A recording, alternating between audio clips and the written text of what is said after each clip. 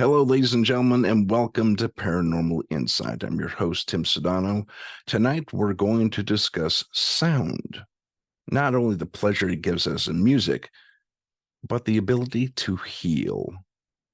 Tonight's guest is Charleene Closshey. Charleene, welcome to the show. It's good to be here. Good to see you, Tim. Good to see you as well. Charleene and I go back a little ways. We We do. we met through it was an attempt at doing a promo, if I remember correctly. God, it's been so darn long So ago. many years. Oh, it wasn't just like last week. It feels like it, doesn't it? No, it does. I know. It feels like it. But yeah, she helped me out tremendously on my first foray into real film. We shot a And I'm little promo in LA and all that fun and I'm stuff. so excited too, Tim, all the wonderful stuff that you're doing as well. And Thank I you. couldn't be more thrilled to be here with all of your awesome friends and guests. So Yeah. woohoo. Woohoo. But let's talk about your what got you here. You started out in music, is that correct? Yeah, I actually literally was born playing music. When I was two, my parents put me in piano lessons because No by the kidding, time when I you could were crawl, two? no, I was two, I would crawl to the piano and I'd pull myself up on the leg spindle and I'd start tapping. And they're like, oh, well, maybe we should pursue that. And so I learned to read music before I could read words. And that's so music has always been Wow. my understanding of the world and played multiple instruments. My first career, I was actually a professional violinist even before I met you. And Okay. I remember you mentioning something about being a concert musician. yeah, Did I yeah. get that And right? 100%. So I Okay. played in symphonies, I played in pop settings, I played in small ensembles, I played solo work all around the world. Played with some really cool people, everybody from Frank Sinatra Jr. to Charlie Daniels. So Charlie Daniels. Oh my gosh. yeah, what a great dude. Yeah, really? Oh, Yeah, cool. That's so neat. such a kind man. So Now, music was has that always in been studio or on stage? Just so on I, stage. oh, Yeah, good on for stage. you. He would there were multiple times, actually multiple concerts where he would bring me out and we would dual fiddle with Devil Went Down to Georgia. I love my And favorite song of his. Yeah, I know yeah, it's so great. And it was so much fun, because I was from this very classical, staunch sort of, stuffy sort of world. And then here I come and I'm like, yeah, yeah. going to town with him. But his heart was so pure and so beautiful. And again, just reinforcing that, the kindness that we show always comes back to us. Yes. And people loved him. And I think it was because he was such a kind man too. So interesting. But yeah, music has always been my life. And I since you and I have connected, I've done multiple films and Yeah. uh, She is a I was on. fantastic actress, ladies and gentlemen, just so you all Oh, know that. you're very kind. You're very I'm kind. very honest. You're a very good actress. I'll give you your quarter later. No, just kidding. Um, Make it out um, too. yeah, there you go. I'm Exactly. teasing. Sudano. It's right on the screen. Exactly. Oh, perfect. Perfect. Make note. I'm Make note. teasing. I'm teasing. Um, so I've done films. I had a great time doing Broadway. I was in the show Once, which is a Tony Award-winning musical. I was worked with their Broadway cast. I was also on their national tour for a while, and but then when COVID started coming around, right before COVID happened, I started sort of having this inkling inside of, are you Something was really, wrong. well, something, am I pursuing exactly? Am I where I need to be? No. And it's interesting that time after time after time again in my life, when I do one of two things, I either show up and I say yes, or I really listen to that still small voice inside and realize I'm trying to tell myself something, that the information comes in really powerful and profound ways, usually before I even knew I needed it. Oh, And interesting. yeah, and so right before COVID, we started having this shift. We actually, that December, we released it was our first Billboard Top 40 hit. It's on radio. It was on Yeah. Hot AC on Christmas Day. It actually was our radio single was sitting next to Lady Gaga Oh, in the wow. ratings. Yeah, All just really right. crazy. And she didn't even have the song of hers. I don't remember which one it was, but it wasn't even a Christmas song. And ours was "I Heard the Bells on Christmas Day." And Oh, I love that song. I did hear that yeah, take. Yeah, that was yeah. excellent. Thank you. Yeah. So, it's kind of one of those things of just like listen to where you need to be. So we'd already started shifting back towards the music, and then after COVID, really fell back into that. Um, I should say dove headfirst back into that. And I'm really glad we did because it's landed me where we are in this moment, which is really focusing on understanding the depth and the fullness of the potential not only of just sounds, but of frequency and vibration. So I'm actually working on my doctorate in this now, a Are doctorate you of natural really? medicine. Oh, Yeah, that's studying, fantastic. yeah, so studying frequency, and it's amazing how we're using it. It's just like the tip of the iceberg to which frequency is being used, both from a scientific, but then also from a truly holistic perspective. Right. You know, Einstein said future medicine is the medicine of frequencies. And even before that, Pythagoras said everything in the future will be treated through sound. And we're That's starting. interesting you mentioned that because in my research on this, I actually discovered that the ancients were actually using sound frequency quite a bit to Mhm. heal a lot of things. I mean, they couldn't make all the sounds, but they were using bowls like you use, like in the background Mhm. there and next to you. Yeah. And they were using ancient India, absolutely. They even have Mhm. the sounds, the mandalas. Yeah. Mandalas, did I Yes. say that correctly?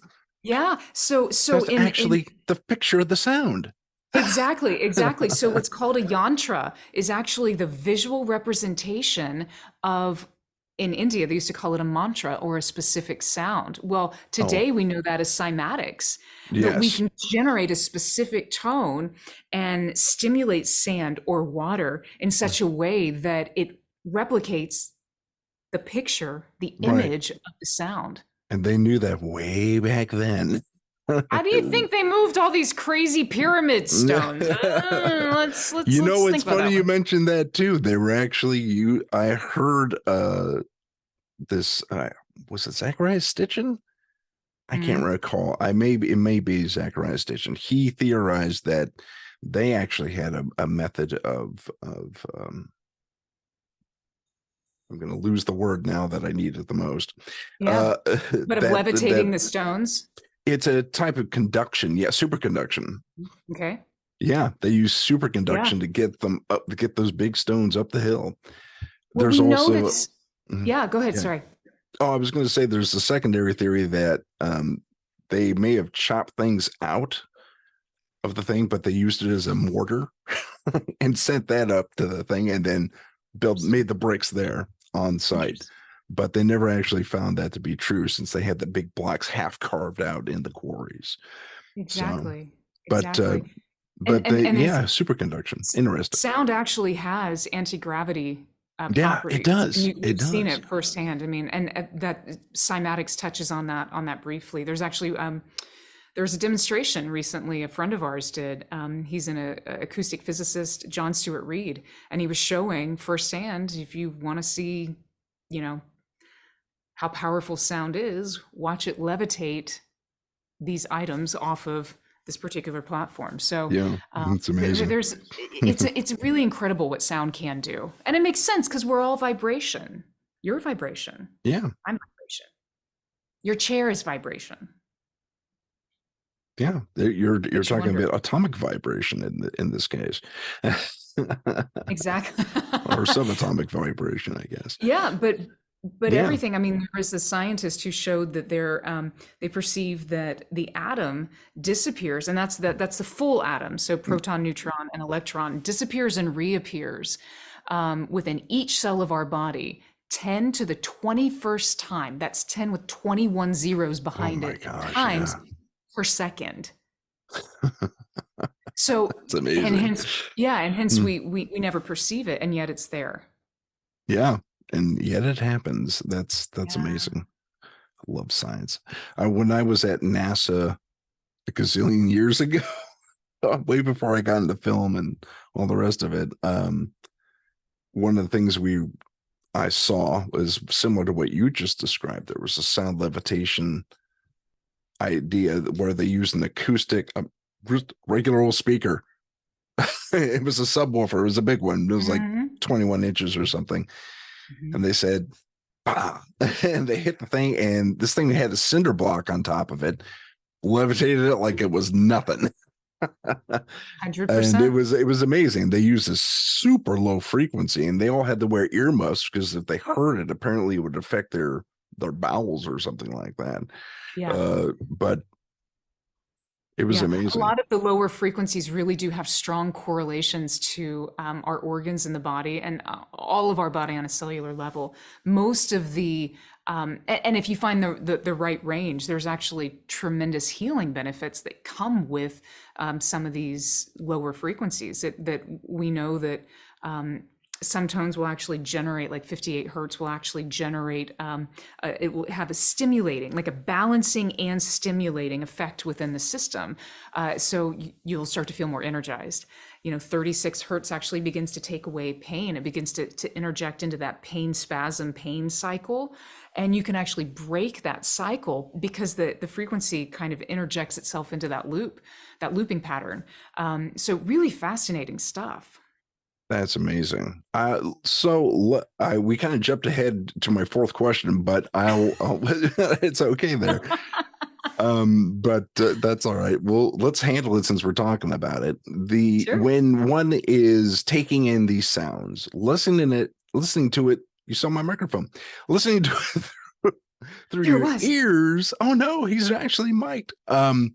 It's not enough to listen to it through your ears, is it? Or do you have to be in front of a 3-foot speaker and Yeah, it's a really great question, and it depends on what it is that you're looking to stimulate or what type of response you're trying to elicit. okay, So if you are really going for a strong healing effect, usually a full body, fully systemic introduction of sound into the space is the most efficacious. So it's going to work the best. right. And if you, so there's chairs, there's beds, there's all types of contraptions. There's half chairs that you can lean back on, that actually you can connect different frequencies into and experience the sound that way.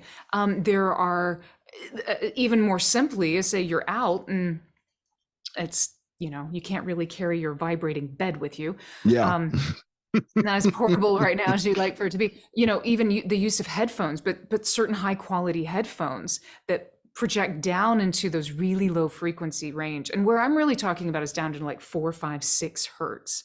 Oh And why I say wow. that, yeah, and those really lower Is ranges. that, So I'm sorry to interrupt you, is that infrasound?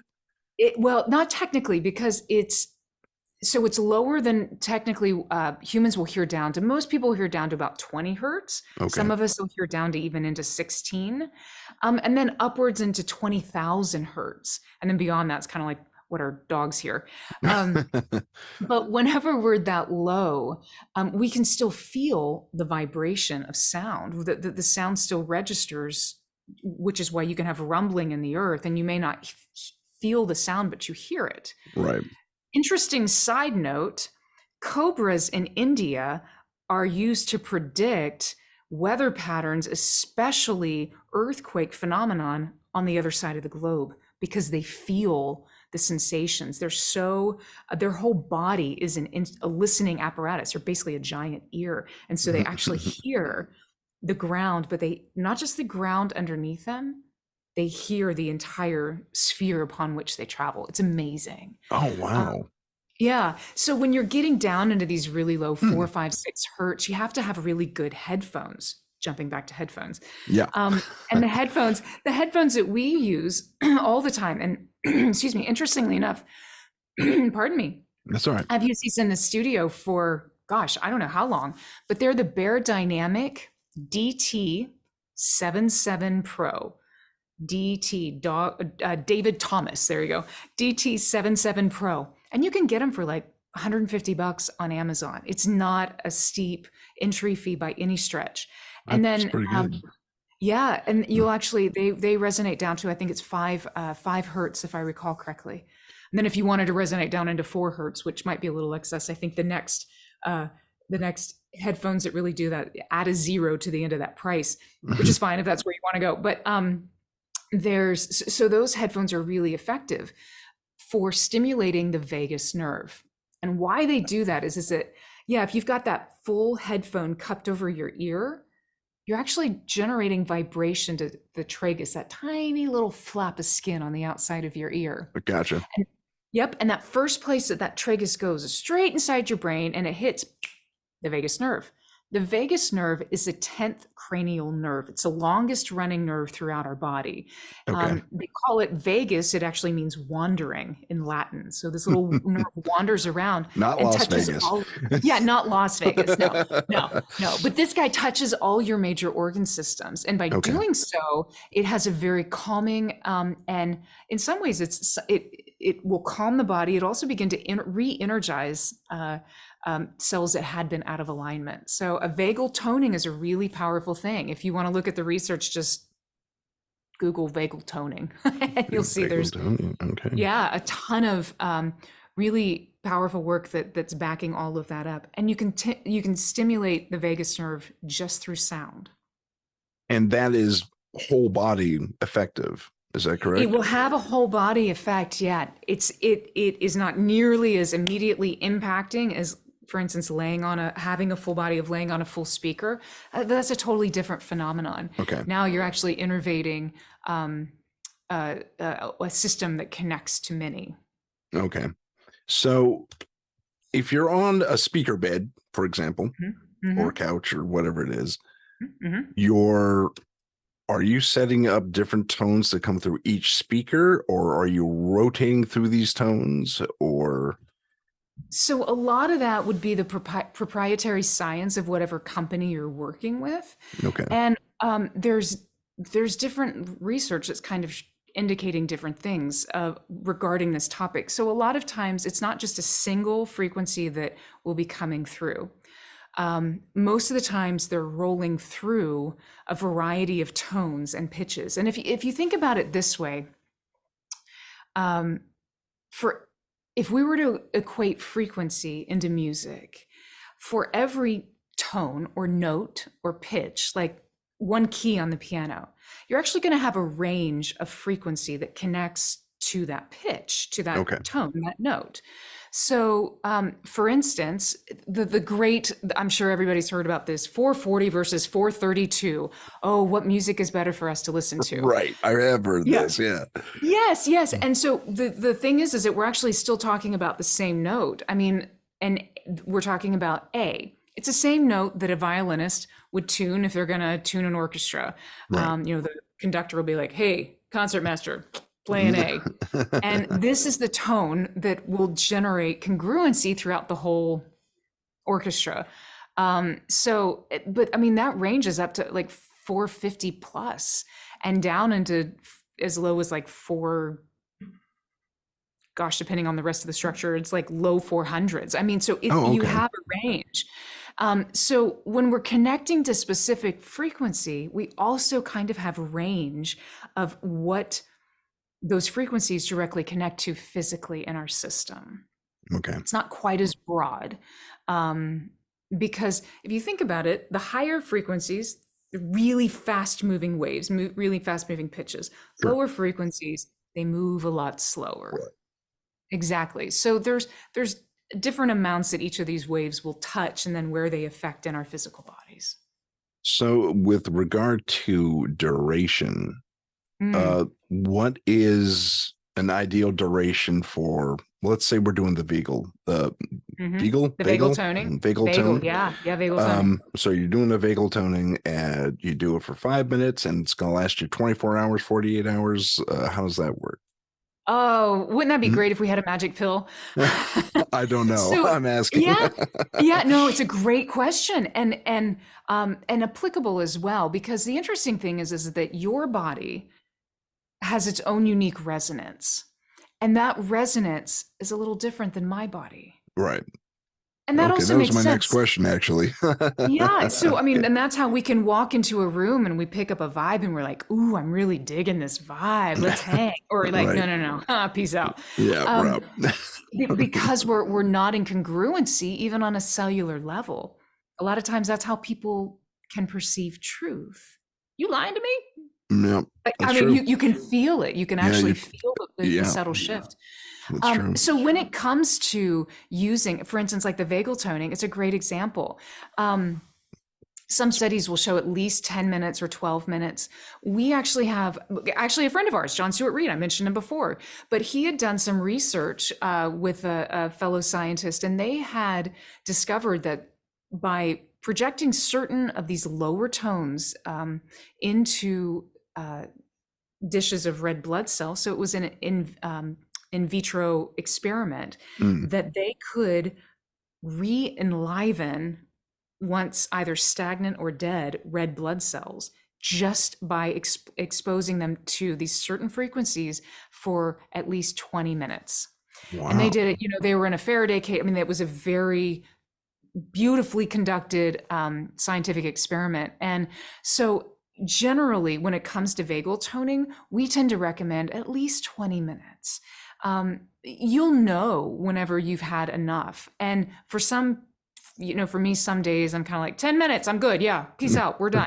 Okay, But gotcha. then other days, it's nice to go a little bit longer. But again, it's a function of where my physical body is and is Hmm. at any given time. So you always kind of have to follow your own I mean, instincts. geographically located as well?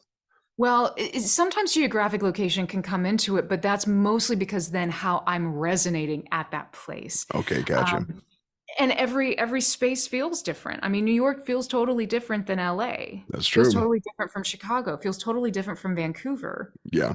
It's totally different from Minneapolis. So, there are a lot of factors that come into play. So, which is why I think there's not just a single one size fits all. Yeah, But okay, that was my next question, actually. yeah, And you answered it. Thank you. woohoo! The so Like I'm psychic. tell me about your psychic experiences. No, just Where to we're gonna go begin? completely off topic. Um, let's see. I knew you were So going to ask that. Sorry. Sorry, bad joke. that's We're all a great. little bit psychic for Yes. psycho, Yeah, we were depending talking on. about that off the air, and yeah, we are. We are. I fully Uh, believe it. I do too. I believe we all have that ability to one degree or another. It's just about fostering it and really focusing. If you want to even focus on that, but because That's it. some people just really have the gift and they really don't want it.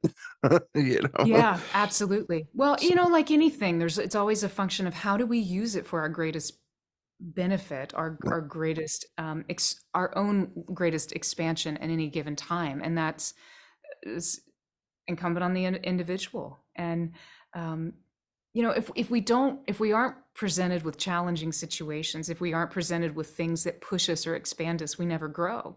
So one could argue that there's also an opportunity to always find growth in whatever the subject is, even if it's understanding our own innate abilities. very well said. Very well said. You are going for your doctorate. Just teasing you. Um, so you, and I don't know if this is specifically what you wanted to pitch or discuss or what have you, but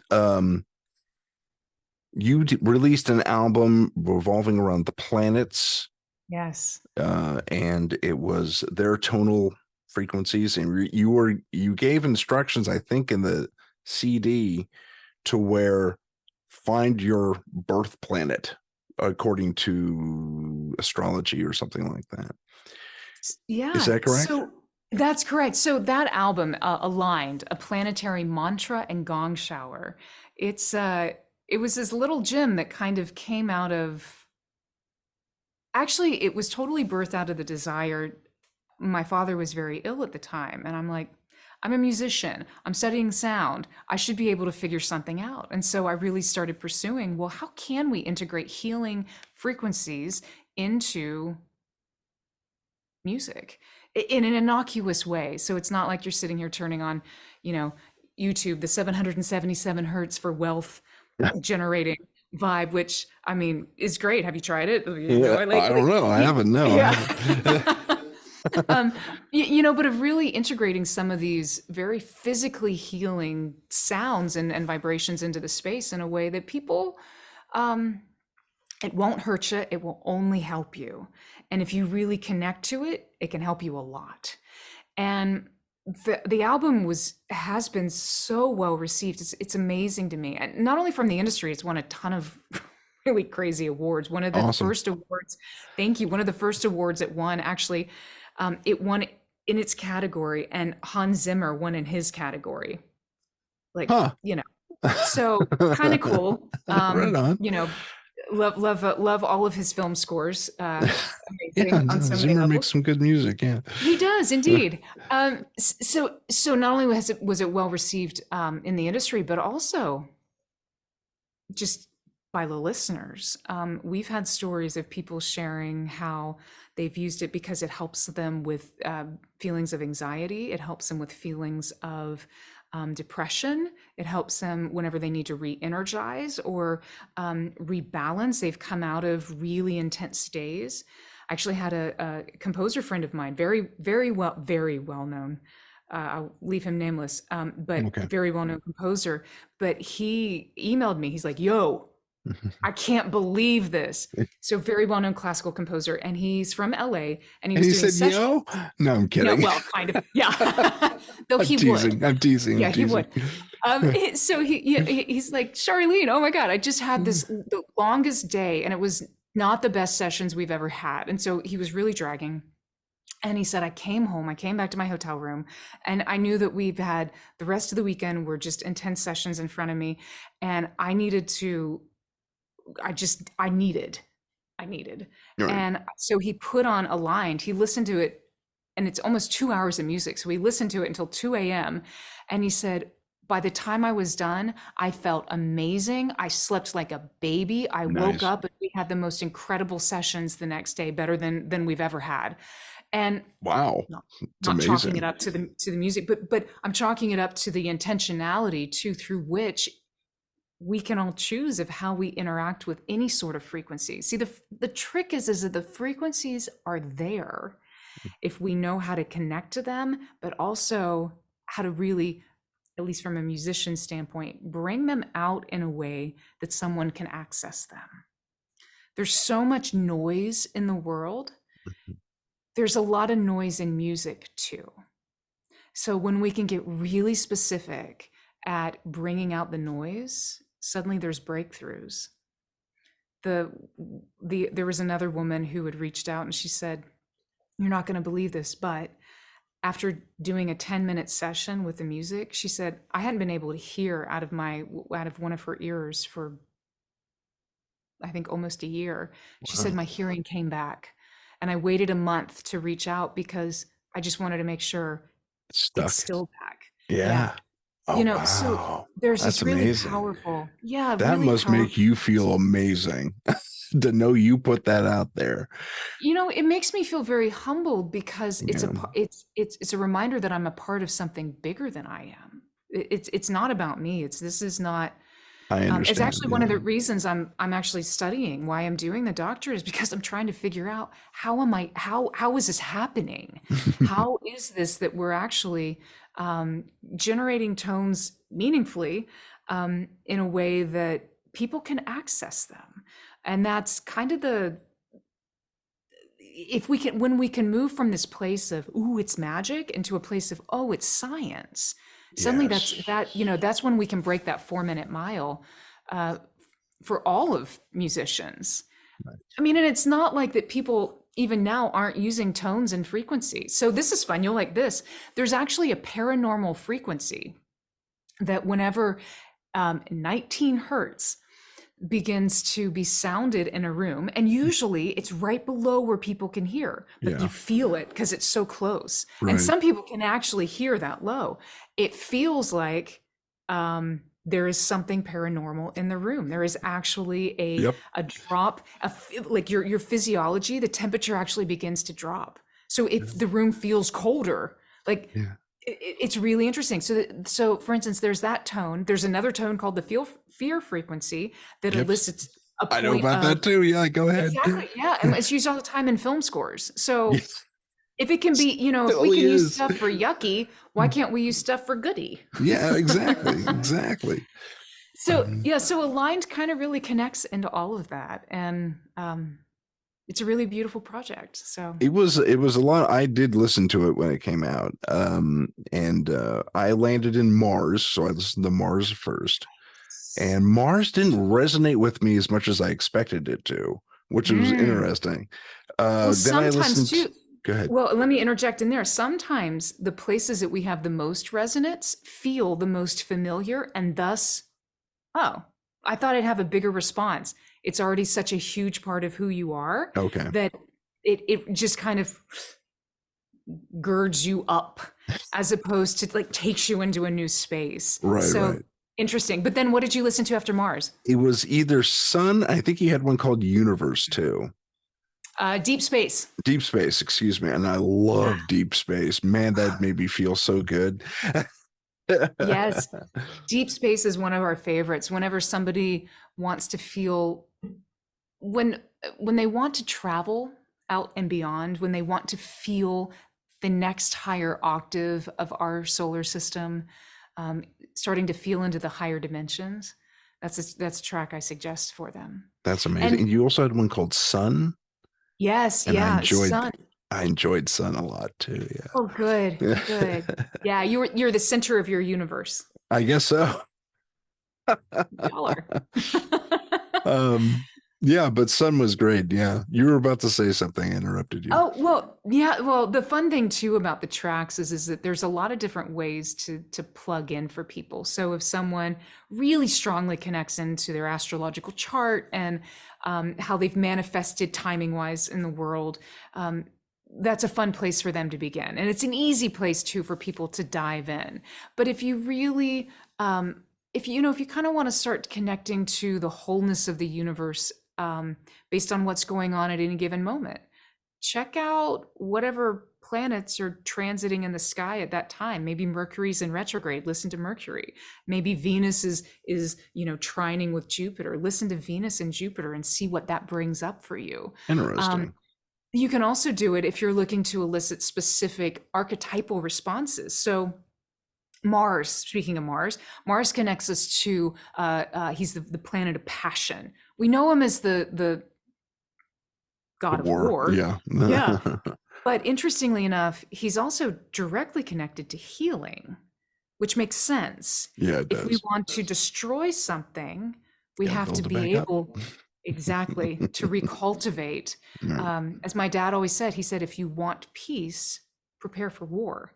So if you have this space that you're going into, it could be competition, like you're going into a sports competition. Yeah. It could be you just need to buck up this energy, increase that the passionate flow of vitality moving through your space. Mars might be a good thing for you to listen to.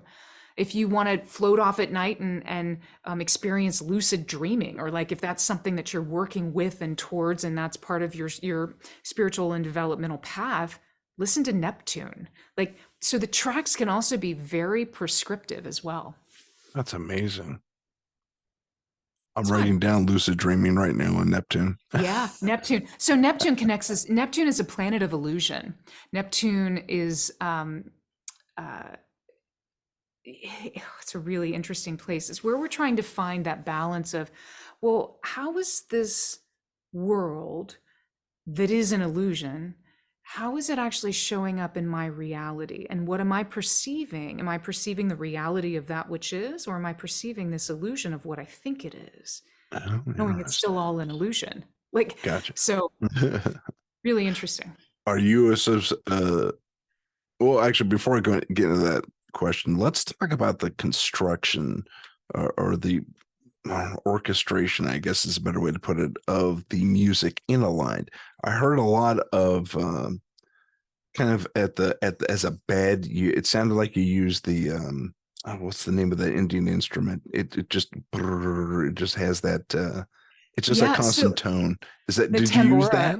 Actually, the tambura. So most of Tambora. these tones, I really wanted to keep as unearthly as possible. And so because of that, the album is actually there, it's ambient compositions that are tuned to the specific frequencies of each planet.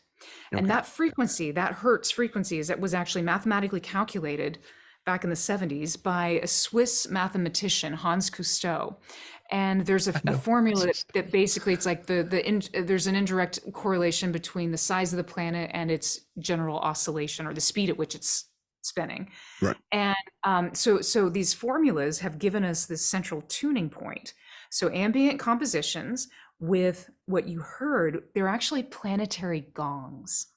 They're made by Paiste, a company out of Germany, and they're gongs that are tuned to that specific planetary frequency. Oh. And then we added Sanskrit mantra. So you were totally in the Indian vein, like Oh, okay. right Okay. on, spot on. So we added mantra that connects to each of the planets. And we can talk about mantra in a minute because that's actually interesting in and of itself. Okay. And then we have NASA recorded space sounds. I thought I recognized some of it. You're like, I know that Well, I sound. know that then. Voyager picked that up in 1962. There you go, exactly. Yeah, Voyager did a So lot of crazy work. It was amazing. yeah. But okay, so I was right and I was wrong. So it wasn't a tambore, they were gongs. Gongs, but you were really spot on in the fact that they were drowning, they were droning this tone Mhm. that was the basically the tuning of the planet. Gotcha. And that, so gongs are really cool because they have such a broad range of um frequencies that they stimulate in the body. So if you've ever had a gong bath, for instance, you can, like, gone to a yoga class or a meditation class and the person ends, or a sound healing class and the person uses big gongs, feels amazing in the physical body because it's really washing. I mean, you get these very low to the very high tones in a way that your body's like, give me more. um, so it's Beat very, it, beat it. exactly. The gongs are so therapeutic in that sense. That's amazing. Yeah, Okay. yeah. So that's cool. That And was some. mantra, Tim, Go this is ahead. kind of cool. Actually, mantra back in the day in India, Mhm. the Ayurvedic doctors, which were the Ayurveda is the medical system essentially of India, Mhm. they would use mantra prescriptively. They would say, okay, you have a sore throat that's connected to this imbalance in the organ, and we see that and they would go into the emotional state as well, very Oh, similar to actually like German new medicine that's coming back of, well, yeah, of course, the emotion connects to the physical body. yeah, that does make So sense, doesn't it? yeah, it's totally. And so they would actually prescribe based on, you suck on this honeysuckle and these particular, herbs that I'm going to give you, and chant these mantras X amount of times per day. So sound was Wow, used prescriptively as well. that's amazing. And it wasn't strictly Eastern. Yeah. Germany was doing this too. Is that Yeah, correct? Now they call it German New Medicine, and it's really this deep dive into understanding the originating essence of dis-ease in the physical system, and that Okay. can be, it's usually all directly correlated to external events and then how those events are processed in the body. And it makes sense because our entire physical system, we're nothing but a series of patterns. The whole universe is nothing but a series of patterns. Yep. So if you can begin to break down and understand the pattern, suddenly there's really nothing that can't be unraveled yet. It's a function of perceiving the pattern. Right. Going back just a bit to. Yes. Sorry, I love to jump ahead. I love to talk about No, all it's the a. cool It's stuff. amazing. So, You tapped on a bunch of my initial questions. I'm going to ask you to step back just a little bit in time. okay. So you are at a point, we're talking at the edge of the start of COVID, and you feel something. Was this the, you felt a resonance Mm. Would you say that's accurate, or would you say, and that's kind of what got you started in the study of this, or, and you kind of tapped on this a little bit, but I'd like to, I'd like to get your insight, if you will, as to what it was that moment that put you on this path, Mm. if you could. Yeah, it's interesting. I'm not sure, for me at least, that there's ever been a singular experience or moment of aha. I think it's always been for me, it's always been a series of steps, a series of progressions, a series of experiences that have led me to my next step. Okay. There's Okay. always been an inclination for me to learn. I love to learn. Oh I'm, yeah, me too. I'm in you the know, same boat. like, yeah, exactly. And I very much consider myself a polymath in because I love life and understanding and recognizing these patterns, the patterns of life, in a way that I can be talking about one thing, I can be experiencing or looking at one thing, but have a different perspective because of information of another experience that happened over here. Mm, In order to kind of get to that point, you've had to have a lot of experiences that have moved you, that have allowed you to kind of interweave and braid your path into this plating of sorts that takes us into now a direction that is very congruent with all of this once seemingly divergent experience and information. okay. So a singular event, I think for me, the the event that encouraged me to really evaluate how I want to show up in the world was the passing of my father. Okay. And we all have, everybody has loss, everybody has grief, everybody has, it's life, right? Yeah. So, and yet in that moment you feel like you're the only one experiencing That's this. very true. Yeah. You feel And very isolated. Yeah. you feel completely isolated and alone. And yet the reality is that it's impossible to ever be alone. And that's not just me waxing poetic or me, applying spiritual science. No, that's physics. Um, the way that the protonic network works is that of complete connectivity. So every single proton everywhere in the universe is directly connected. And we have the mathematical formulas for that now. Actually, Nassim Haramein and the International Space Federation recently published a paper talking about this. Hmm. And at the very core of every proton is actually a black hole. So those things that we once thought were, the progenitor of destruction, and it's this dark energy that we don't know what's going to happen, but maybe there's something else there. And some scientists for a while was like, well, actually, maybe this is not death, maybe this is life. Well, we now have science and math to back, yeah, the black holes are actually the spiritual essence of creation. And we all these little neurons running through our protons running through our body, they all carry these pure potential outlets of creation. That's It's kind of amazing. So, is this in relation at all to a theory I heard about while I was at NASA that black holes mm, draw all this matter in? There's got to be an endpoint, mm. a white So hole, if you will, or a white fountain, or it whatever it actually, is. yeah, absolutely. It Okay. actually, and granted, full disclosure, I did not write this.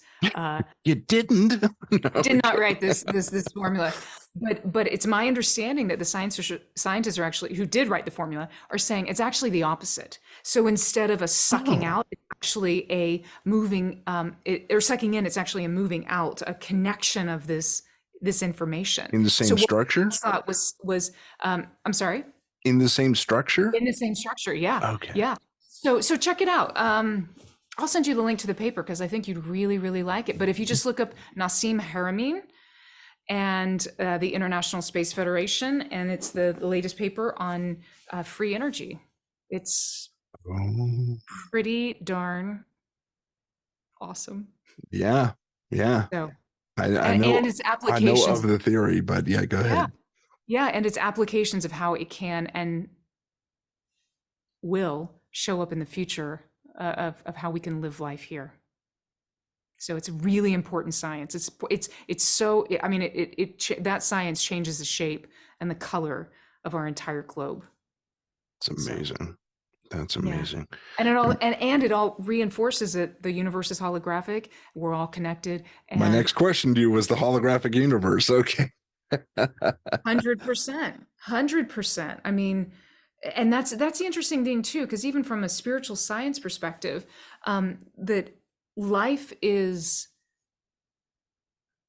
life is really, interestingly enough, life comes out of nothingness, and thus it is nothingness. So the Buddhist understanding that life is that you are nothing is not you're nothing. It's no, no, no, no.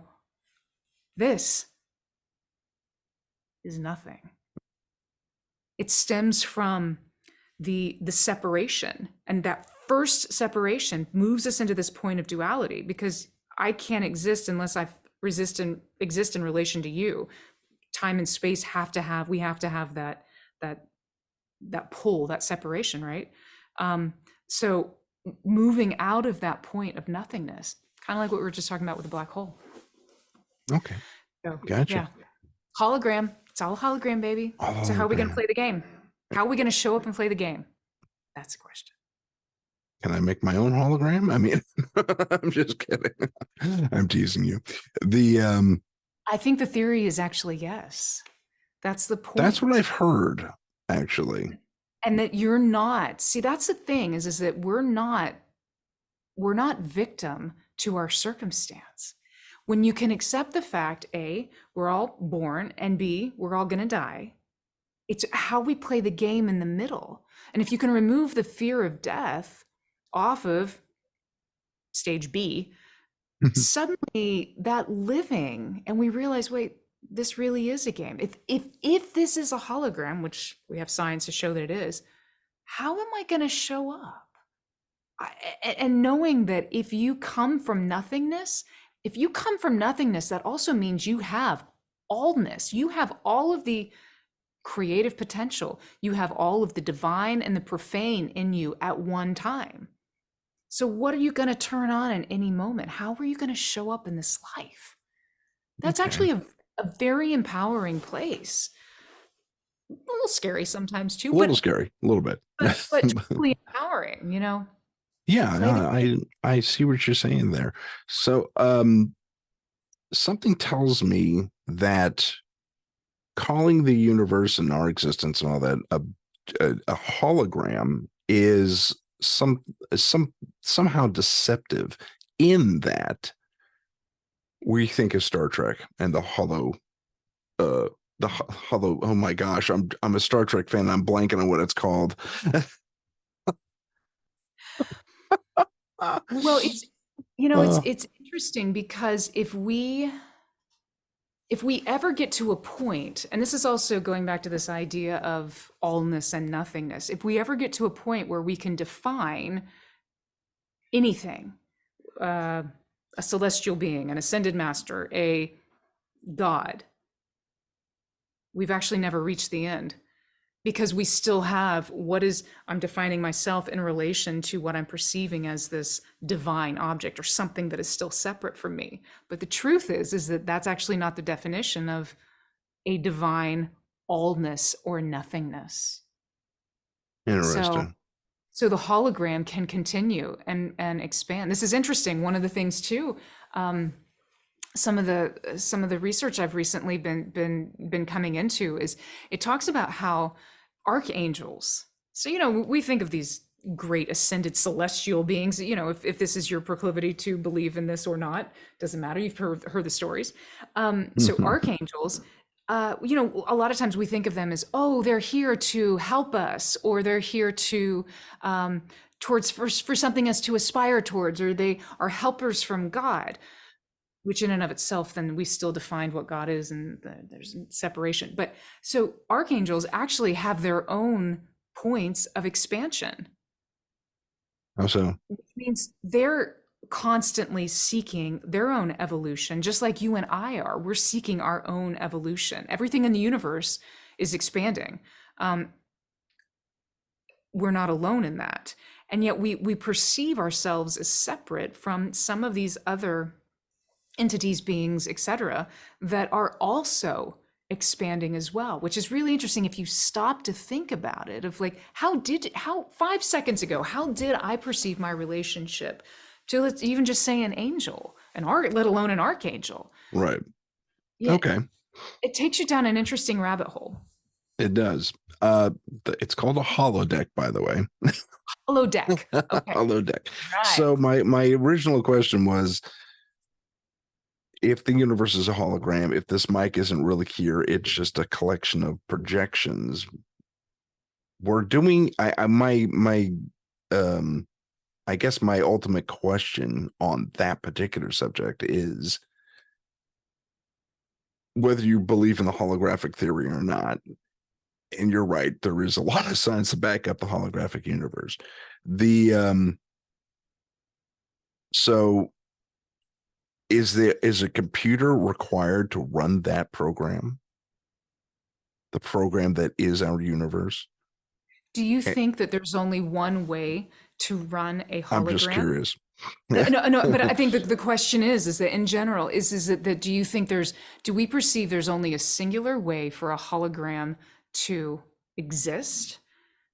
Or do we think that there could be an infinite number of ways for that hologram to be projected? But remember, just like this idea that if we're moving from time and space, if we're moving from my I-ness, the singular me, Charlene, to that's something out there on the other side that's actually projecting this hologram, that in and of itself is still part of a hologram. It's still holographic because it still exists in this place of duality. Okay. I think I see what you're saying. Okay, that brings me to another question. Also learned this while I was at NASA. There has been a lot of comparison between the very large and the very small. Mm-hmm. You may know about this. So the atomic structure, for example, is very reminiscent of a solar system. Are we perhaps less of a hologram than we are part of a larger being? And is that what you're speaking to? It's an interesting idea. So whether we're viewing something at the microcosmic level, quantum mechanics, if we're looking at it at the macrocosmic level, relativity, etc., we are perceiving a point, well, we had been perceiving a point of disconnect between the two, but we absolutely recognize that both of these schools were saying the exact same thing, right? Exactly as you just said. Cool thing, by the way, you really need to read this paper. I think you're going to love it, about the free Awesome. energy exchange, because it directly connects the macrocosmic and the microcosmic. So Good to I think know. you're going to love it. Yeah. Awesome. But there's an ancient, it's actually Vedic. It's from Ayurveda, from India. Mhm. The understanding that the universe exists as a dream of one single, we don't really have words to describe, the closest thing would be divine being, entity. Okay. This, we'll call him a divine dude, right? Okay. Fine, dude. This essence, this divine dude essence is That's great. having I'm an sorry. Go yeah, ahead. Go ahead. but in order for it, because there is no gender, right? Okay. Because if there's gender, then there's duality.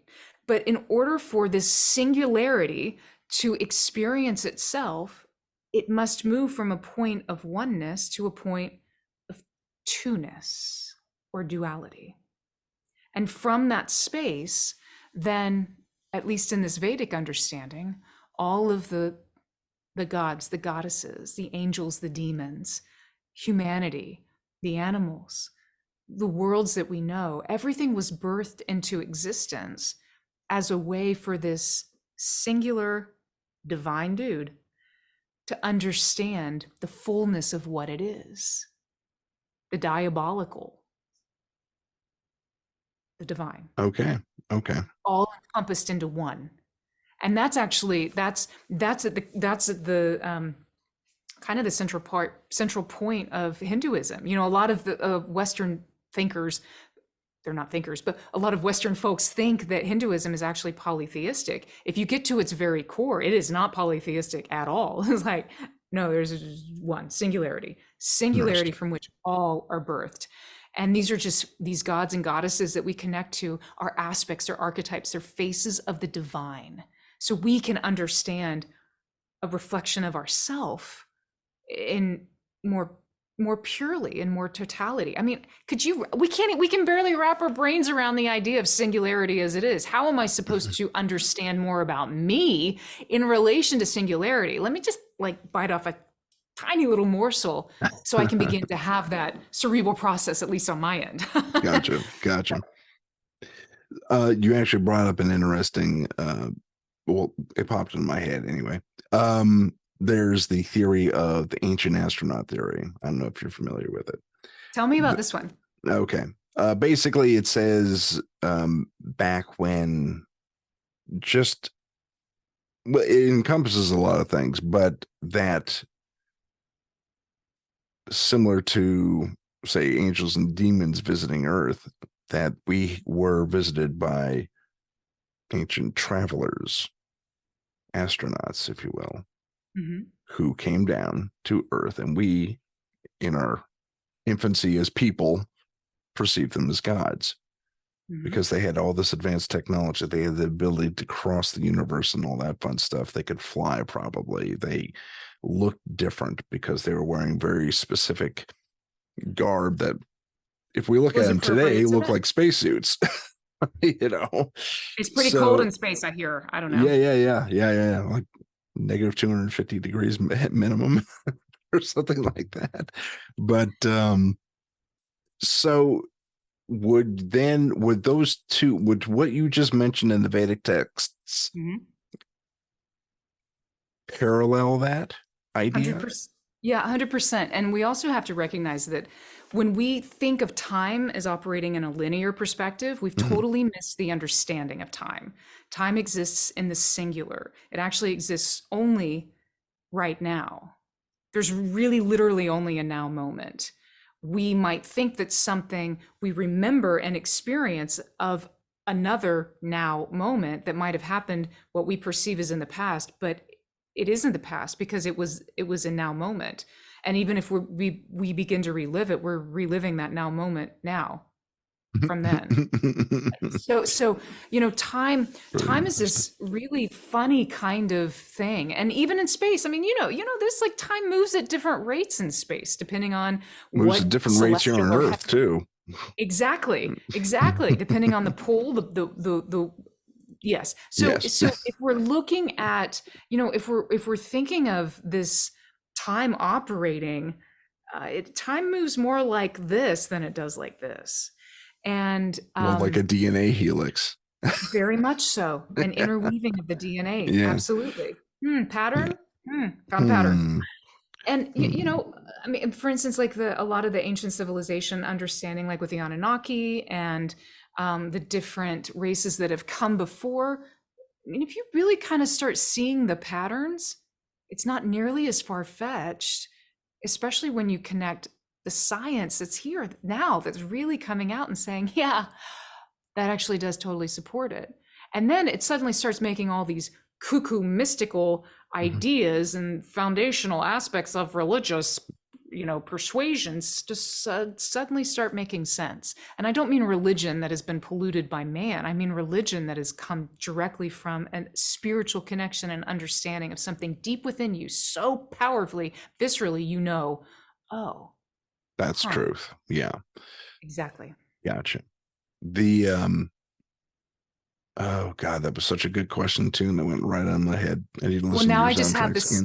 I have this song. So information, etc., comes to me through songs. So I just have rocket. I'm a rocket man, kind of like through my head right now, but it just keeps back and forth. Maybe it's going up and down. Could be. So, It was such a good question too. I know that much. oh, it'll come. our I guess,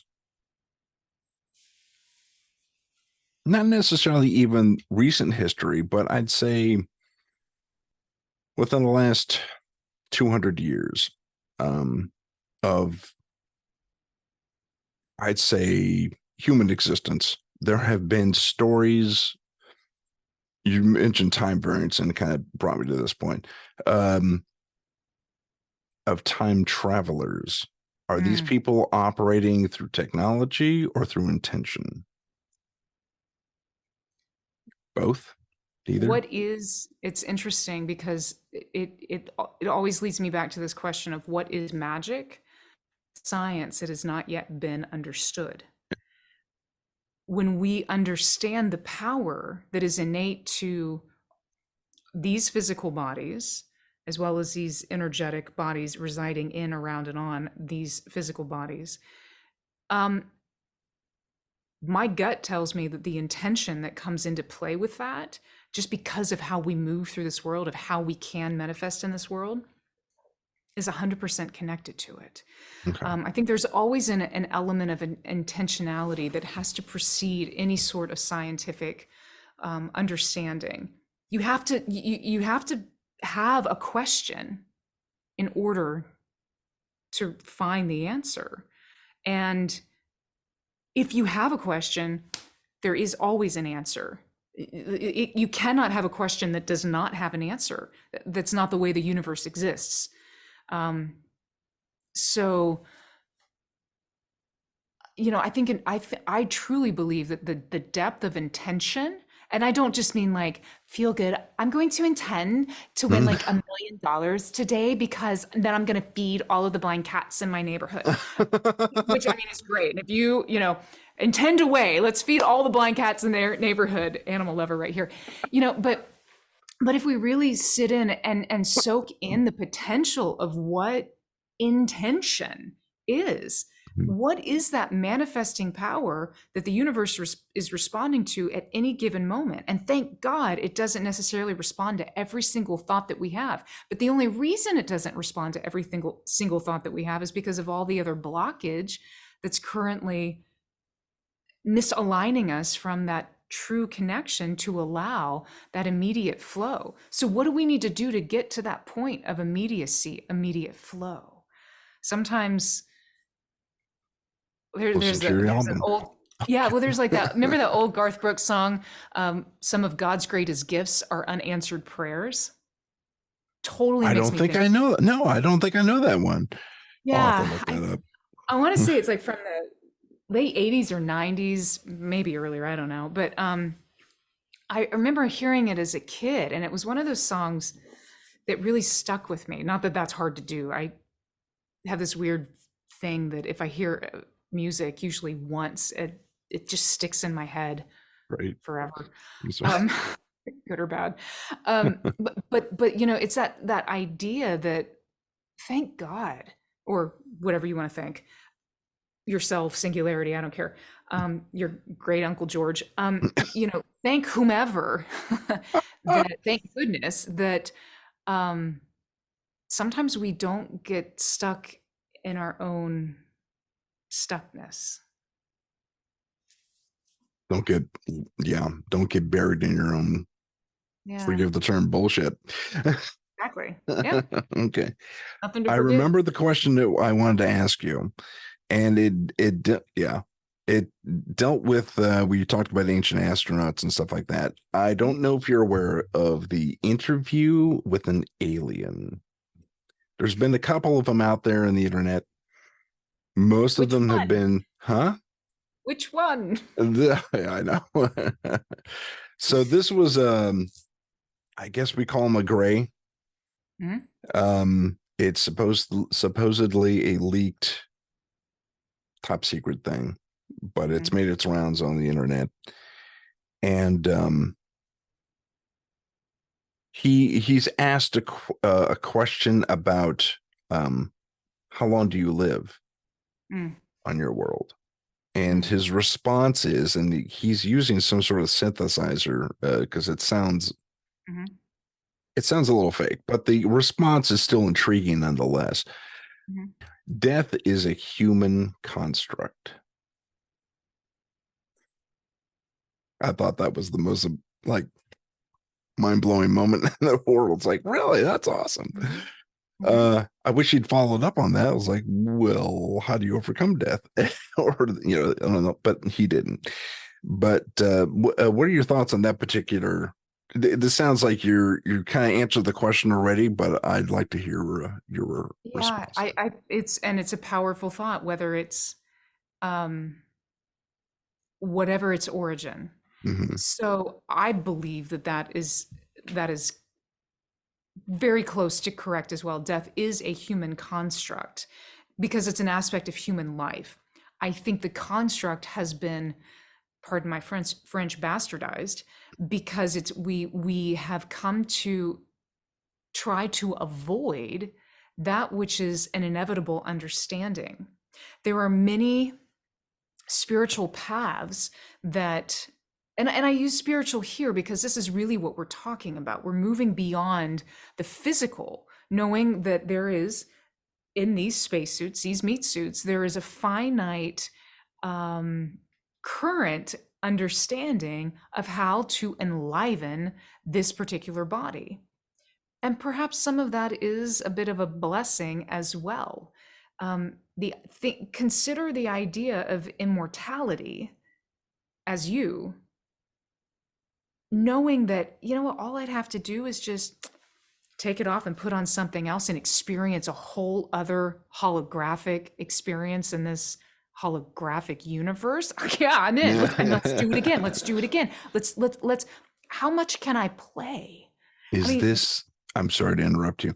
no. Is this kind of where the concept of karma comes into play, or not karma? Yeah, Well, kind of karma, but gosh, yeah, no, this, reincarnation, yeah, reincarnation. yeah, yeah. So, well, and they're really two different, they're really kind of two different topics. So Yeah, sorry about that. reincarnation, yeah, no, no, no, it's all great. Hmm. Reincarnation really takes us into this idea of changing the spacesuit, changing the perspective, changing how we are, how the divine is experiencing itself in this other iteration, in this other point of this time.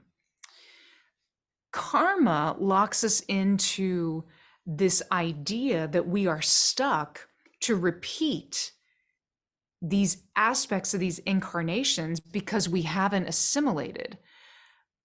But many of the actual mystical spiritual teachings really remind us that karma is only in our own making. It only exists in the mind when we realize that we are separate, or that I haven't learned this lesson. I'm stuck in this karmic, an aspect of this karmic cycle. As soon as you realize, no, you're not, suddenly you now have permission to leave the building and come back in another way if that's what you choose, or not come back. And then you're sitting on the outside, but you're still in the hologram. So, really interesting conversation. But I think that, it's that how we approach as humans, how we approach this idea of death. I mean, if we could really understand it's just part of the next big adventure, it doesn't sound so bad. It's kind of like, Yeah. cool, okay, what's the next big adventure? And yet there's this programming that we are to get caught up on, needing to prevent, to stave it off, to push it away. I mean, maybe that in and of itself is its own type of cyclical or karmic pattern. So, Interesting. um, Interesting. yeah. And I will say, I have a dear friend of mine. Speaking of, we were talking about the Greys. So I have a dear friend of mine. She's actually a published author on a variety of fronts. She has her doctorate in psychology, and she has a beautiful book out. If you're into ancient civilizations, kind of understanding who did what to where and for whom and for how many black jelly beans kind of thing, like what the history Mhm. is.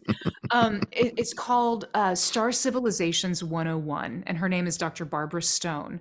And if you kind of want to have a background for any of your awesome viewers, that's a fun book. Really check it out. Really interesting. It was actually endorsed by Alex Collier, who Oh, I don't know Alex personally, but obviously in that particular sphere has a very strong um, presence. So, yeah, Dr. Barbara Stone, Star Civilizations 101, not even my book. civilizations Yeah. 101. I'm writing that down. Woohoo! Okay. So we've discussed quite a bit. um, These are all of some of my favorite topics too. So, Now, do you have, I know you got your bowls there. Do you have a sound or a frequency that you think everyone needs every day right now? this is really interesting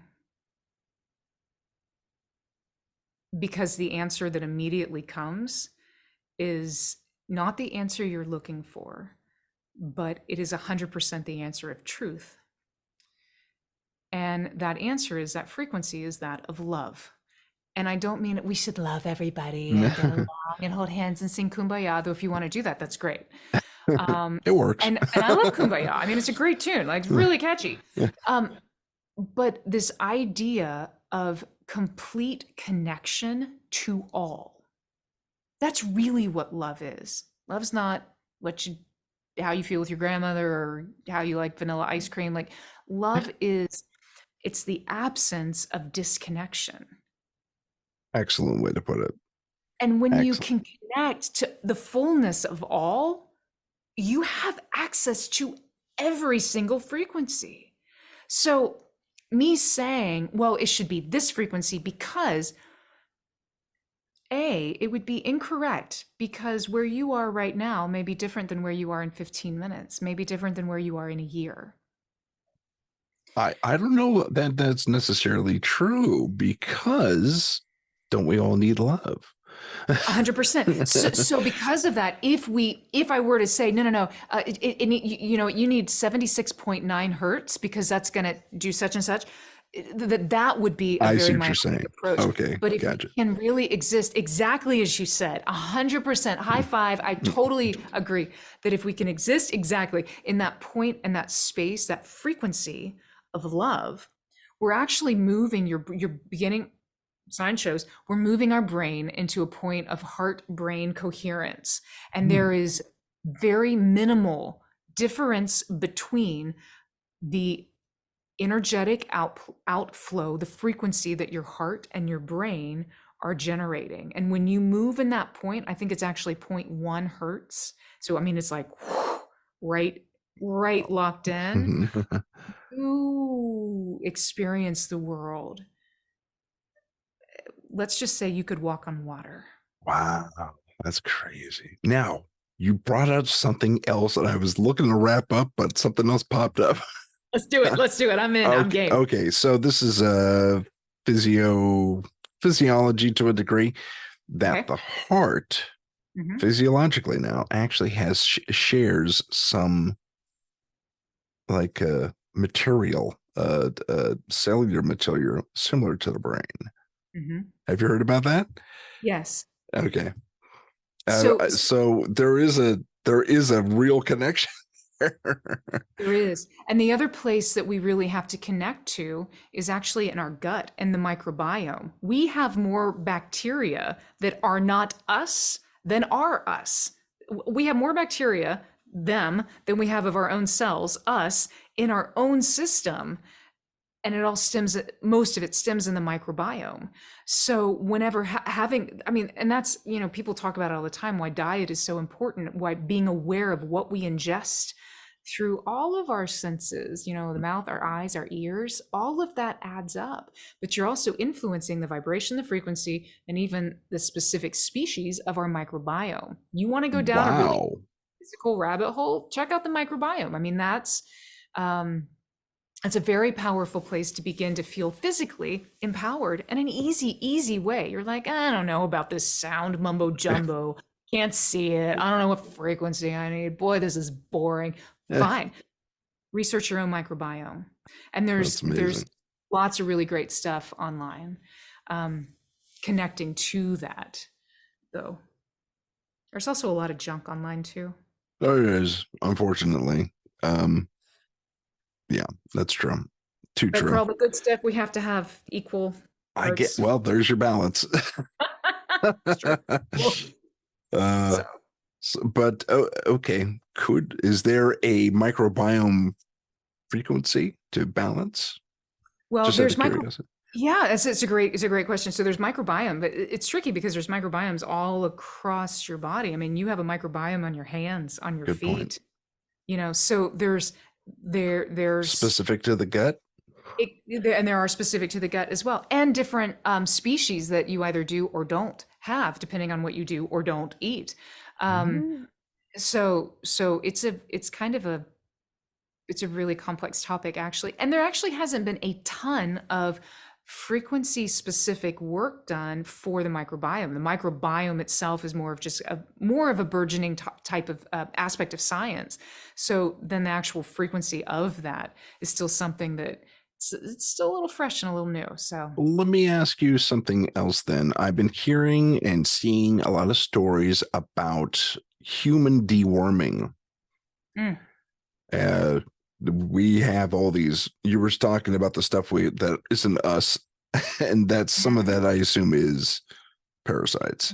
there are huge connections that have been made, actually, even since late 1800s, even really strongly kicking in the early to mid 1900s. But the idea that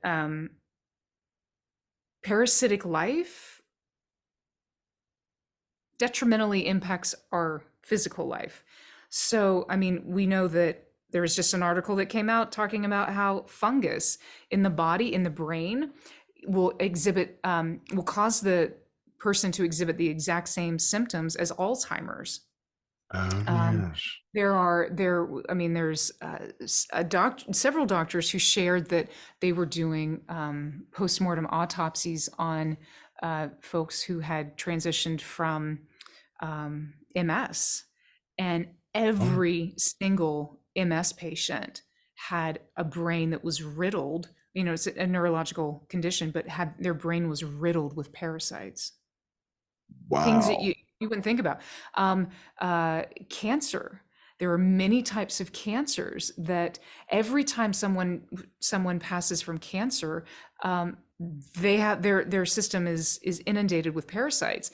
The initial thought was, oh, cancer comes and then parasites come, but there are many doctors, especially out of Europe. There's several Italian doctors who said, no, no, no, no, parasites beget cancer. I've heard that So too.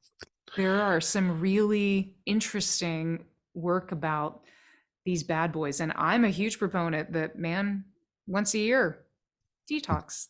Detox. So And I is that don't just mean like go to a juice bar. I mean like literal detox. now, Because your is there body, sound frequency therapy to help with that? you know what, this is interesting because there probably is. Okay. However, I there's not enough information for me to speak intelligently about this, at least not enough information that I firsthand am privy to or have experienced firsthand. But if you think about the way that frequency works, if you can catch something in lower doses or in lower states of disorder or dis-ease, it's a lot easier to deal with it than when you got a lot of stuff to deal with. If Gotcha. you're if you know what, if you wait until a year to clean your bedroom, it's a little tricky than if you do it every weekend. Good point. Good point. So yeah, but there absolutely should. I know that there would be, and it'd actually be a really interesting way to empower people to get rid of the things in their life that don't work. But then it goes back, like what you were talking about, Tim, this idea of intentionality and active choice making in our everyday lives too. So it's not just a single, because the last thing we would ever want, or frequency ever should be, is a singular pill. Because then why would you use it? Frequency is something which resonates holistically, powerfully. Um, so how do you make the most of that? Because it's not just about fixing something, it's about empowering the life that you do have. Gotcha. Okay, let's talk about dangerous frequencies at this crop. Mm. Again, I was gonna wrap up, I swear, but something came up. And I hope I'm not keeping you. No, it's Um, good. so I've heard a lot of, and I tend to believe it, that our 5G capabilities in cell phones and in other types of communication and even higher rates are detrimental. Do you find this to be true, or at least believe it to be true, or potentially true, or any of I that? think everything can be used for our benefit or to our detriment. Okay. Water. Water, we need it for life, Yeah. right? Yeah. Absolutely. But you can also literally kill yourself by drinking too much water. And I'm not even just talking about drowning. I mean, literally ingesting too much water Yep. is terrible for the physical body. So when it comes to certain frequencies, frequencies are the exact same way. You can have a beneficial frequency and you turn up the intensity or the volume too much, it wreaks havoc on your physical system. Here's a great example. So you go to do you have, are there waterfalls near where you are, at least somewhere close Yeah, there's a by? couple. Yeah, Okay, so you know how you when you walk up to a waterfall, it's like, oh, when you first you're approaching it and you don't even see it, but you hear it in the distance. Oh, sure. this is nice. It's almost like this anticipatory excitement that begins to build. Right. And you're walking towards the waterfall and you get there and this is great. I want to get closer. I want to scope this out. And as you do, it gets a little heavy for the ears. And as you know, there's actually a point at which even the healing frequency of the waterfall, because waterfall connects us to white noise. White noise has very healing properties within our cellular system. When you turn up that volume too loud, it becomes highly detrimental. Okay, So that makes there's sense. also a function of how we're exposed, when we're exposed, etc. We use these really high frequencies. For instance, doctors use very high frequencies to go in and break up kidney stones. So it's helping the person, but Hmm. it's also destroying something that had naturally occurred within their body, though maybe not from the best choices that had been made or for something that had, exposure to something, etc. So it's a really interesting question. In general, there are ways that detrimental energies can always be harmonized. Think about it, is that Oh, any that was my answer next. always has a question. So anything of detriment always has a corresponding beneficial frequency. So there are many things that can be done to harmonize otherwise harmful experiences. And that's Okay. true for all of life. Is there a solution then to these detrimental frequencies, potentially detrimental frequencies that I can play Freebird, for example, Yeah. on the radio? Oh, Sorry, that'd that's be a awesome. horrible example, but I love that. and Yeah, Stairway to Heaven. I know. so That'd be awesome. So there's actually a really interesting science that's come out of Egypt. It's called biogeometry. This is actually the pendant that I'm wearing. oh, Um, okay. it's it's based on ancient Egyptian temple science and totally grounded in modern scientific, peer-reviewed, published work. And it connects us to the understanding that the universe expresses itself through patterns, and patterns can exist in a variety of ways. So every angle has a corresponding light color, a light projection, Hmm. has a corresponding sound projection, has a corresponding, etc. So that there's a lot of different ways that a space can be re-energized or reconnected to a greater understanding, a greater balance for whomever's in the space.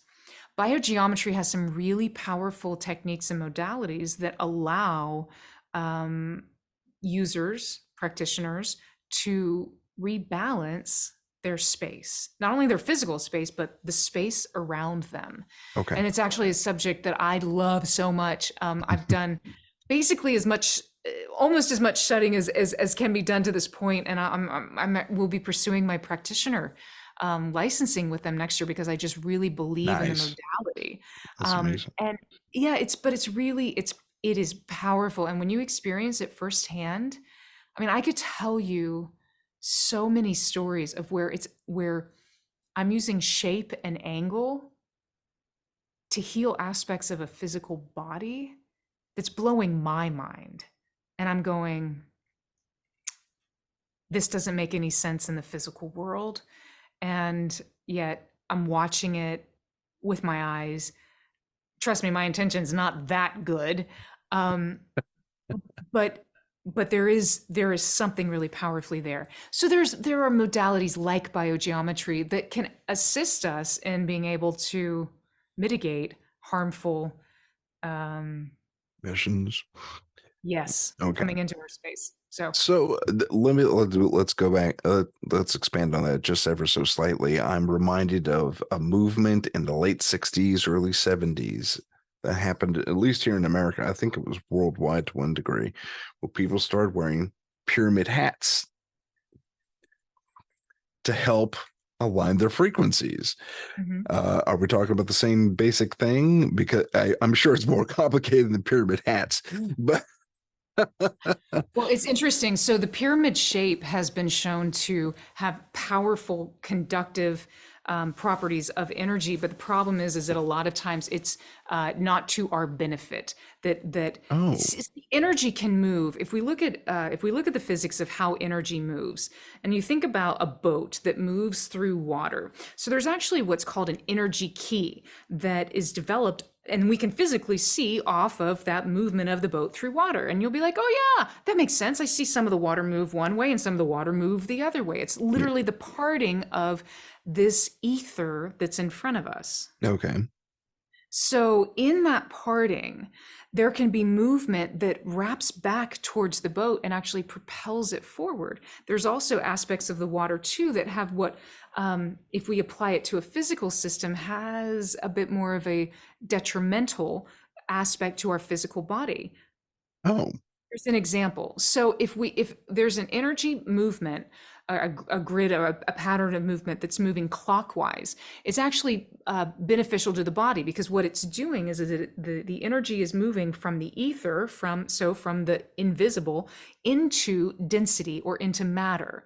So that's good for our body, right? It's bringing us more energy, and that's sense it's usually beneficial energy that's moving into the physical space. Yay, happy day. However, if we're moving counterclockwise, we're actually moving from the physical space into the ether, into the subtle realm, into the realm we can't see and we experience not in the physical way. That's great for meditation. It's great for spirituality. It's great for even for rituals or offering of prayers or whatever, but it's not necessarily the best for your physical body. gotcha. So even how energy moves can be directed in such a way that we can generate a specific outcome of what it is that we're looking to do. Sometimes I want to move energy out of my space. Okay. Sometimes I want to bring it in. Gotcha. So I'm trying to think. So this is for me, this is the clockwise. Yeah, clockwise. Clockwise. Yeah, And yeah. Don't then, look at my. Pay yeah, no attention to the paying Zoom. attention to the reverse angle. But yeah, if you're me, this is clockwise. If this is Clockwise. Yep, clockwise too. counterclockwise. It's like you're looking at a clock. Right. And then, so I'm thinking you mentioned how water moves one way and then the other. And I found it interesting. I just, not too long ago, I visited the USS Hornet, and aircraft carriers have their bridges set to one side there's a logical reason for it, but it occurs to me that's on the clockwise angle of the of the Interesting. water moving past. Interesting. Well, that's interesting too, this idea of that reconnection back into the physical space, that Yeah. landing, that grounding. Hmm. Mhm. How about that? Hmm. Interesting stuff. Look at you seeing patterns everywhere. How Huh. about that? Okay, so let's talk about your music real quick. Let's do you have an example for us to play, or can I play an example at this point? Absolutely, totally. So there's a lot of fun music. If we either want to literally go into space, if we Mhm. want to ground into this upcoming season that we're finding ourselves moving into, shifting into, you know, Christmas is my favorite time of year. It always has been. Oh yeah. I what I love about the holiday season too is that it matters less what it is that you're celebrating, and that even for people who feel very Scrooge-like during this time of year, there's still an essence of lightness. There's a frequency of the season that we're all connecting to, and each season actually does have its own frequency. Um, it's interesting in classical music. Composers talk about this a lot because we write music. The key that we compose music in is often based on the color, the feeling, the frequency that we're looking to connect into, or emotion we're looking to help evoke. So Interesting. there's a lot of this really deep knowledge that happens all the time. And no matter what's going on in the world around you, no matter how hectic a holiday season is, or overwhelming it is to be with certain people at this certain time, we can always connect back into that essence of what November, December really are moving us towards. And it's that idea of reconnection, of slowing down into that space, living intentionally. And in that, when we align with that season, we're actually aligning to that greater singularity, that Okay. place of love, that I greater like it. frequency. So I can yeah, never. I love Christmas, and Oh yeah. it just makes me happy. It always has. We actually have a Christmas concert that we're going to be doing. We're going to be streaming Oh, live from our home. Yeah, it's on November 16th, and it's free. Just hey. Yeah, just stream it on your mobile device or your laptop. Snuggle up with your hot cocoa or whatever makes you happy on a holiday weekend, and even if you miss it, just sign up and you'll get the replay, so you can watch it Oh. anytime. But yeah, so we're really excited about that. Um, I also have a course that's coming up that Cool. is, yeah, that is also very musically driven, but very scientifically connected as well. And that's on the Shift Network. We have our first free intro event that's coming up on November 2nd. And if you miss that for any reason, totally fine. You can actually still, if you register, you can go to that page and still watch that free intro event. Really, really cool. And then that leads into a 4-week course that starts right after Thanksgiving on November 28th. And it meets every Tuesday for 4 weeks, right up before Christmas. And we'll be listening to the sounds of archangels using these 19 chromatically tuned quartz crystal singing bowls. And I have a lot of guests, scientists, spiritual scientists, and really connecting into some of these deeper truths that are great reminders of the singularity and the love that is within all of us, and how we connect to that in real ways, whether from looking at crystals themselves, watching sound being made visible, um, tapping into aspects of these celestial beings of the archangels. And then even a theory that I've been working on is called the archetypes of sound, and how relationship between notes make all the difference in the world for our interaction with that music and what that means to us. It's kind of like life, like how Yeah. we show up in a relationship. So yeah, so it's really fun, and I'm always happy to share music. So Excellent. Thank you. maestro. I'll put all that up as you Yeah, talk about it. yeah. The let's Sorry, that sounded like a wrap up, and it was, but something else cropped up for me real Yeah. quick. You were speaking of how composers use specific keys that they write their music in. Hmm. As an example, I know, at least early on, the Rolling Stones wrote their stuff in B flat. Mm. What does that tell you?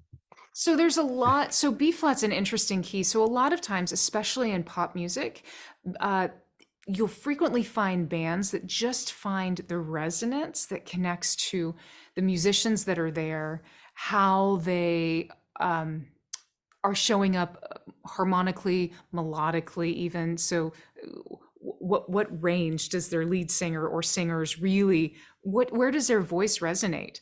So even when we're in the studio, I mean, we'll go through one of the things that sometimes we spend the most time on before we even start recording is just finding the right key. And we'll sing in, gosh, like feels like all of the keys, obviously not, but we sing in so many different keys, just to really, because every note will, the way that the note interacts with my voice would be very different than how it interacts with Adele.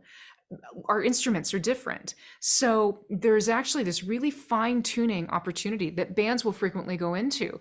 And, so a lot of times that's why they tend to really resonate around specific keys. Like Frank Sinatra really hung out around F in general, Hmm. um, and F's derivatives basically. But when it comes to writing, of actually composing, so moving out of the song space where we're really connecting to a more finite instrument with the voice, in general, not always, but if we're moving into a point where we have different instruments, it could suddenly take over and kind of change the timbre or the tone of a particular passage that we would like to hear, which happens more in the classical world. That's where keys really, really come into play. So rather than me putting too much on the Rolling Stones with B flat, B flat tends to take us into it's a grounded place of connection in general. But that could have been an intention that was put out on their part, but it could have also been really just a technical, this is where we groove. And that in and of itself, that strong intentionality is Yeah. just as important. Can't Yeah. override that. Okay. I swear that's my last question. You answered that question beautifully. Oh. So we have November 16th. We have Mhm. November 2nd. It's December 16th for the Christmas concert. Sorry, I'm I might have sorry. said November. No, I and thought I thanks for heard catching me. November. My It's mistake. very possible. It's very possible. That makes more sense for the Christmas stuff. I was like, You're wow, like, she's well, doing that's it really early this early. year. So for Thanksgiving.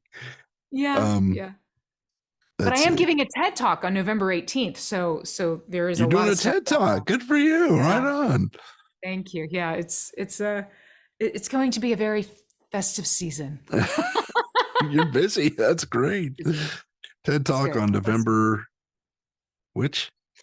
Yeah, so the TED Talk's November 18th. 18th. Um, but the course, the intro course where we listen to the bowls, we talk about the seasonality of the tones, the tonal aspects of each season, even archangels. We'll actually be listening. So one of the things I do is that I listen to frequencies and tones of different beings Hmm. and bring them into an octave, specifically through these bowls, through the quartz crystal singing bowls, in a way that it becomes accessible to those who hear, who can hear.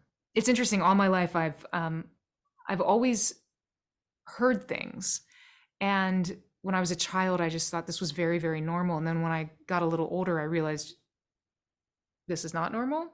But in many ways, it's a tremendous blessing and asset because it allows me to connect into different places and dimensions. And Good for you. so I love being able to help people really connect back into it. I mean, S- that's what Aligned was about. I've mhm. heard space since I don't Wow, even know you how can long. actually hear those things. That's Yeah. amazing. And it's just a function of perceiving. I mean, some people have very strong abilities to perceive by feeling. Some people have very strong abilities to perceive by seeing. Hmm. We call them psychic. Everyone's psychic in our own ways. It's just a My function of how much are we turning up that volume. right, my psychic on my team, Mhm, JJ, she qualified me as an empath. mhm. You feel. I You feel a feel. lot, yeah. Well, I Yes. often talk about it on the show where I go into a given space, location, what have you. Mhm, And sometimes, especially if there's something malevolent there, I'm gonna hit that wall, oh, mhm. metaphysical wall at the threshold of the place. It's like, oh, something's way off here. And then, then my alertness goes up, and I'm on, you know, pins and needles until we figure out what's going on. Yeah, I mean, and that's a powerful gift. The being able to sense through all of these and knowing actually your ability to see is just as strong as your ability to feel. It's just not one might be turned up a lot more than the other right now. So, Right, right, right. you can mix as you want. Like, you know, we all Makes can. them, We can all mix. We can all mix a little. that's great. So that's so cool. I love that. And I I bet that's really, also, sorry, it's go ahead. amazing for what you do. Yeah. I was going to say, I'm a little more when I was a kid, but I can still do it now. I see auras, Mhm. which is, Yeah. it's not Yeah. all the time, but once in a while I'll see auras. And remember, our sense organs, it's all that they are doing is perceiving different frequencies and Yes. frequencies that exist in different ranges. So what we hear, we use our ears to hear certain frequencies. We use our eyes to perceive other frequencies. Yeah, And yet they're all frequency. It's all exactly. vibration. It's just a function of our physical makeup of how we connect to those vibrations. And it changes over Ex- time, Yes. I find. I'll give you a good example. My cousin, after having her second child, almost immediately, her mind, her visual anyway, Mm, system changed, and she became a medium. She was able to see the dead, mm, and they walk in during. mm, mhm, She does therapy, and she says she'd be with the patient, and suddenly their dad would show up. Well, it's mhm. like, here's what happened for real, just so you have some insight. It's like, what? And she called me because she was just, Tim, am I losing my mind? I said, no, I don't think so. I don't think that's it at all. And I put her in touch Yeah. with JJ, and we sussed that out. But it was, women especially go through a huge metaphysical, not metaphysical, but yes, that and a physical change, especially when they have children. And she 'Cause- literally grew eyes in the back and the front of her head. right. Well, You know, specifically, it's the frontal lobe that exactly. really hyper develops during the Mm, process of pregnancy. mhm. So I I believe that completely. She just developed those additional frequencies and was able to see what she sees. Yeah, she had her little receptors now. They've Yeah, shifted. yeah. Yeah. The neural firing now moves in a different pattern so that she can perceive. And Mhm. that's why, when people say, well, the human body can only, what Well, is this 97, 95% junk DNA? Are you kidding me? Come on. Well, it's kind of like a weed. One man's weed is another man's, prize rose bush or right, whatever. So right. it's the Good way same to put type it. of thing. Like Yeah. there's a lot of untapped potentiality. And when we look, there are some really interesting, even historical events that really strongly suggest that we are living here of our potential when our potential is, I can't even. Yeah. Almost infinite, Exactly. if not infinite. Um, yeah. So, okay, final question. You keep spawning these questions in me. So, there is a wouldn't call it a theory. Wouldn't call it a belief either. I call it, I guess I don't know what to call it immediately, but that we are, as you've been saying pretty much this entire podcast, energy. And that we are, in fact, you did say it, we are energy beings laced over this human form. And we've seen even some video that espouse to that form leaving the body upon physical death. So do you hold, that's a stupid question. She already answered it. No, I mean, and I will say, and it's interesting because after my father transitioned, you did see it, yeah. I not only did I, both my mother and I, we actually physically watched his light body stand up out of his physical body and walk out of the window at the end of the room. That's amazing. And it was interesting. The whole sky outside went bright. I mean, that's amazing. I mean, there are so, we'd be here for another 3 hours, but like of what I can tell you of all the one-on-one experiences. But when it comes to that shift, that pattern of watching the energy body, at a time when, you know, that would be the last thing you're thinking of. I mean, what kind of state are you in? People are like, oh, you were in shock. I really wasn't in shock. You can ask my husband. Like, he was sitting, we were all sitting. It was more awe. It was truly more awe. I can't believe I'm witnessing this. This is interesting, and yet here it is. And you all saw it. It was, yeah.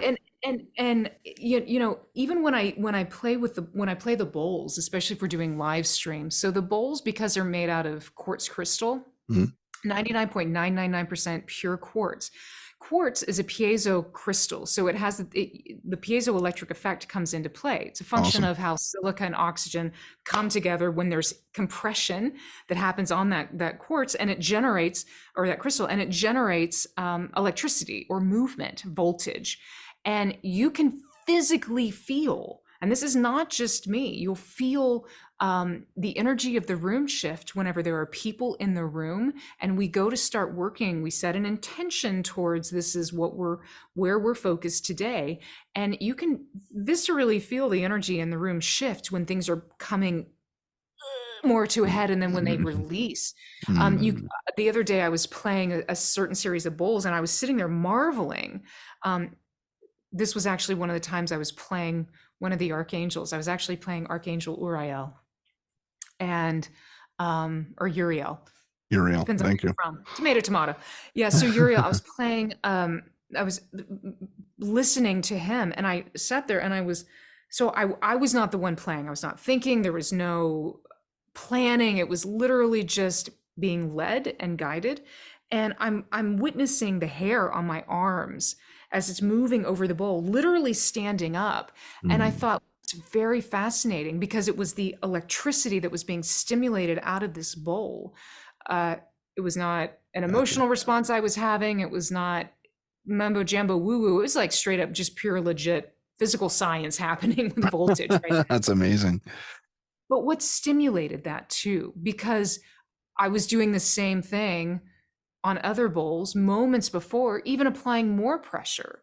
Why was it in this moment that energy was really kicking? There's a lot of interesting things that are still yet to be discovered and understood. Awesome.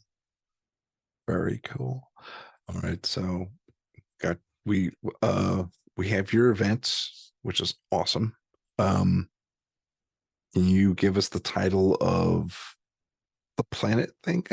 A planet album again? Aligned, a planetary mantra and gong shower. So you can actually listen to Aligned. You can listen to it on Spotify, but if you really want the benefits of the frequencies, you have to get it on our website. So our website, you can get it for sale on the website, but and that's because the way that Spotify and a lot of the other digital delivery systems, I know what you're going to say. Go ahead. Yeah, the compression of the files, it really shifts aspects of the overtones, we find that it's less efficacious whenever when you're listening off of the online system. But sometimes people just want to put it on and like study in the background, and they're not really interested in like, I don't need to realign myself. I don't need to bring in the frequencies of Venus. I don't need to bring in the luck and the abundance of Jupiter. Like, just leave me alone. I just want to study. Like that's one of the reasons we left it up on Spotify for that. So, Gotcha. but otherwise, if you want the fullness of the frequencies, you can go to the website, which is just Excellent. Charlene.com. One more time. Charlene.com. Charlene.com. Yep. And Easy. I'll put that up so everyone sees it. And stuff. Now, you said you have a film project coming out. Yeah, we're part of the first official and authorized documentary of William Faulkner, who was a Southern writer. And it's a beautiful docudrama talking about diving into this aspect of race relations.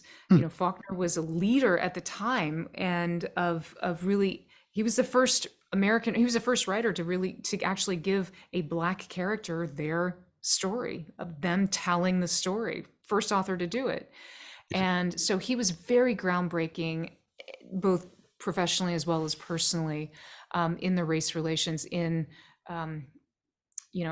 antebellum South. So, but interesting now how culture, some folks in our culture want to cancel Faulkner, and yet the reality is that Really?